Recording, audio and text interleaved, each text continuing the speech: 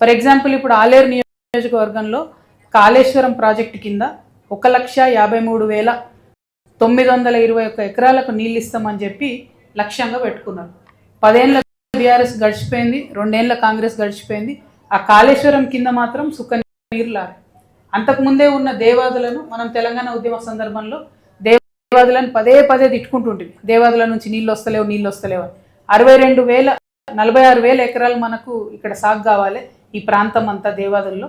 కానీ 10 years BRS 2 years కాంగ్రెస్లో కలిపితే ఓన్లీ 12,000 ఎకరాలకు మాత్రం దేవాదులలో నీళ్ళు ఇచ్చుకోగలుగుతా ఉన్నాం.